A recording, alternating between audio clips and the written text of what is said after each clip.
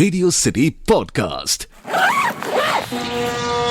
Travel Diaries with RJ Salil. RJ Salil.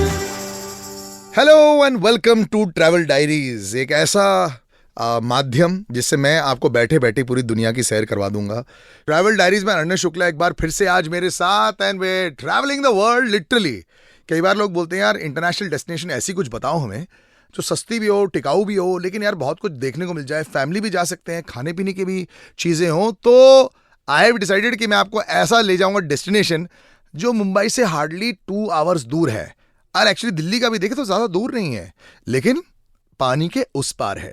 तो श्रीलंका जो है is a very very popular destination for Indians, right? Correct, it's very close to India, so therefore it's very pocket friendly also. तो Indians के लिए बहुत अच्छा get away है Sri Lanka, and बहुत इजीली सब जा सकते हैं, वीज़ा फ्री है, एंड बहुत कुछ है for all age groups over there. ना श्रीलंका में लेकिन एक भी दूसरा स्ट्रेस रहता है कि वहां पे करने को है क्या, क्योंकि वहां के बीचेस जो हैं वहां पे पानी हाई टाइड वाला रहता है, स्ट्रॉन्ग करंट्स भी रहते हैं।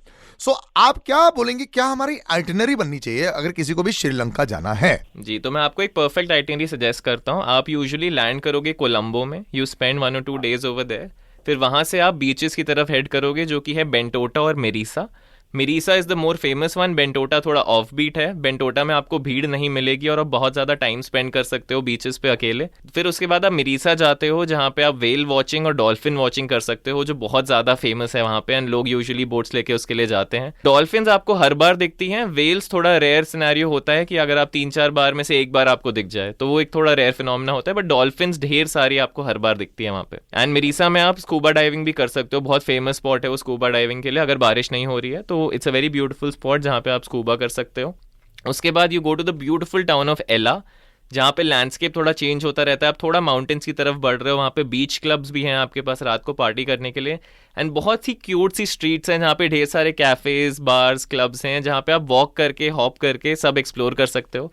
उसके बाद आप द फेमस ट्रेन लेते हो श्रीलंका की, जो बहुत ज़्यादा फेमस है क्योंकि व्यूज़ बहुत बेहतरीन है उसके। तो एला से नुआरा एलिया की तरफ जाते हो आप, which is known as little England, because वहाँ की बिल्डिंग्स के स्ट्रक्चर इंग्लिश बिल्डिंग्स जैसे हैं, एकदम similar, and it's a hill station जहाँ पे बहुत ठंडी हवाएं, बहुत अच्छा वेदर होता है। एंड वहाँ पे सीता जी का टेम्पल भी है जहाँ सीता जी को रखा गया था। तो बहुत हिस्टोरिकल सिग्निफिकेंस भी है पूरी श्रीलंका की, जिसके लिए सारे एज ग्रुप के लोग जाते हैं। एंड उसके बाद आप न्यूआरा एलिया से कैंडी होते हुए कोलंबो वापस आ सकते हो। तो it will be like a perfect itinerary for you, जहाँ पे आपने हर चीज़ एक्सप्लोर कर ली होगी। एसेंशियली स्पीकिंग लोग बोलते हैं कि श्रीलंका में, और हम सबको भी ये पता था because of watching so much cricket, वहाँ पे 24 घंटे बारिश चल रही होती है। तो ऐसे कोई महीने हैं जहाँ पे यू वुड से कि यार ये तो महीने में बिल्कुल मत जाओ और कुछ महीने में ये अच्छे हैं जाने के लिए? आई थिंक मानसून सीजन तो डेफिनेटली अवॉइड करना चाहिए। थोड़ा रिट्रीविंग रेनफॉल उनका नवंबर दिसंबर में भी होता है, बट उसके बाद के सारे सीजन परफेक्ट हैं। जनवरी, फरवरी, मार्च, इन सब में गर्मी नहीं होती है वहाँ पे। सिर्फ नुआरा एलिया में आपको थोड़ी सी ठंड मिलेगी क्योंकि बीच डेस्टिनेशंस हैं, आप आराम से एक्सप्लोर कर सकते हो। तो any season apart from July, अगस्त, सितंबर एंड नवंबर, दिसंबर आप थोड़ा अवॉइड कर सकते हो। बाकी कभी भी आप जाइए, बहुत बेहतरीन एक्सपीरियंस होगा आपका। One big question everybody always says is कि भाई खाना जो है specially for vegetarians is a little difficult to find, and secondly spicy food बहुत ज्यादा होता है Sri Lanka. I remember my own experience also, मेरे को भी बहुत ज्यादा स्पाइसी लग गया था। तो सवाल सिंपल है कि भाई क्या हम लोग हैंडल कर पाएंगे सारा स्पाइस, एंड क्या वेजिटेरियंस हैंडल कर पाएंगे अपना time? Sri Lanka is known for its sea food, बहुत ज़्यादा फेमस है वहाँ का सी फूड, बिकॉज बीचेस हैं, ओशंस हैं। तो नॉन वेजिटेरियंस के लिए तो पैराडाइज हो जाता है, एंड सी फूड को ज़्यादा स्पाइसी नहीं रखते हैं तो वो चीज़ बेटर रहती है। बट वेजिटेरियंस के लिए आई थिंक थोड़ा टफ पड़ता है Sri Lanka. You have to rely on Indian options, जो कि आपको आपके होटल्स में मिलेंगे या फिर इंडियन रेस्टोरेंट्स में मिलेंगे।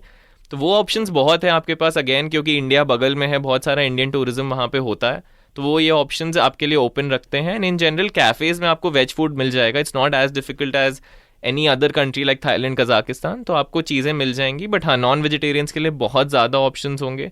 एंड वहाँ पे एक चीज़ होती है, आप ध्यान रखिए सारे वेजिटेरियंस की, जब भी आप जाएंगे वहाँ की ब्रेड में भी एग होता है।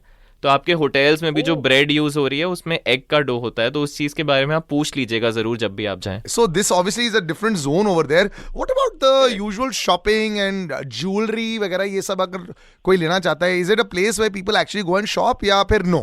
या हैंडीक्राफ्ट्स के लिए बहुत ज़्यादा फेमस है। आई थिंक कैंडी और कोलंबो आर 2 प्लेसेस जहाँ पे आपको बहुत एक्सटेंसिवली शॉपिंग के ऑप्शंस मिलेंगे, एंड वहाँ पे आपके सामने वो चीज़ें बना भी रहे होते हैं, हैंडीक्राफ्ट्स वगैरह। एंड हमारे जब ग्रुप ट्रिप पे हम गए थे, बहुत लोगों ने वहाँ से शॉपिंग करी थी। बहुत ज़्यादा सुंदर और किफ़ायती भी था, तो आप डेफिनेटली कोलंबो में कर सकते हैं। कैंडी बहुत ज़्यादा फेमस है शॉपिंग के लिए, तो अगर शॉपिंग आपको करनी है आप रूट में अपने कैंडी डालिए एंड आपका गाइड, आपका ड्राइवर आपको डेफिनेटली वहाँ ले जाएगा, जो बेस्ट प्लेस है आपके लिए शॉपिंग के लिए। यू नो आई रिमेंबर शायद जब मैं गया था तो मेरे को बहुत वैल्यू फॉर मनी मिला था। Almost 100 rupees was giving me 400 Sri Lankan rupees, ऐसा समय था। तो currency is very very favourable भारतीय लोगों के लिए, right? Correct, it's still very much favourable. हाँ, और वहाँ पे एक्चुअली पता है क्या है, दूसरी भी एक चीज़ है, वहाँ पे कसिनोज भी होते हैं, तो अगर किसी का और कोई इंटरेस्ट है कुछ करने के लिए, then they can actually go to the casinos also, वो भी मैंने देखा था। कसिनोज तो बहुत ज़्यादा फेमस है वहाँ पे, एंड इंडियंस बहुत सारे होते हैं वहाँ पे, एंड आपके लिए फ्री फूड होता है, फ्री एंट्री होती है, you just have to go and play. And हम लोग भी जब ग्रुप ट्रिप पे गए थे, बहुत लोग वहाँ 3-3, 4-4 घंटे बैठे थे, बहुत लोगों ने पैसे भी जीते। तो casino is a very new experience, क्योंकि इंडिया में आपको हर जगह नहीं मिलता है, वो सिर्फ गोवा में ऑप्शन है।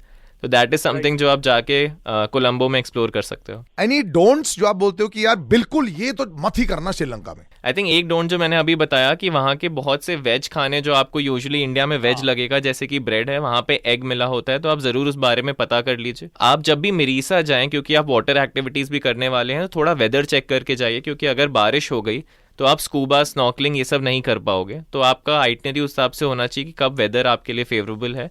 एंड आप ज़रूर वहाँ की ट्रेन एक्सपीरियंस करिएगा, जो कि बहुत सुंदर व्यूज़ होते हैं, चेंजिंग लैंडस्केप होता है। अगर आप एला से नुआरा एलिया की लेंगे वो, तो बहुत बहुत सुंदर एक्सपीरियंसेस आपको मिलेंगे। What is the average pricing? आप मतलब आपने जो पूरा ट्रिप आइडियल ट्रिप बोला है, कितना लगना चाहिए पर पर्सन? तो पर पर्सन अगर आप ग्रुप में जा रहे हो, आपका 30-40,000 में ये पूरा कवर हो जाएगा, जो मैंने ढेर सारी जगह बोली थी एज एन आइटनरी। एंड अगर आप फैमिली साथ जा रहे हो, कस्टमाइज ट्रिप जा रहे हो, आपको थोड़ा एक्सपेंसिव पड़ेगा, क्योंकि आपका ट्रांसपोर्ट बढ़ जाता है इन सब जगहों का। तो it will cost you for a 7-8 day trip around 30-40,000 easily. That's amazing, but यार ये क्या कमाल की कॉस्टिंग है। Thank you so much Ananya for joining us. We'll catch you again soon, and of course this was Sri Lanka. जैसे कि अनन्या ने बोला है कि this also is visa free। ये 40,000 रुपए अगर एक ग्रुप में जा रहे हो 6-7 दिन के लिए, इससे बेटर क्या चाहिए आपको? Plus of course airplane tickets हैं। Radio City Podcast. Travel Diaries with RJ Salil.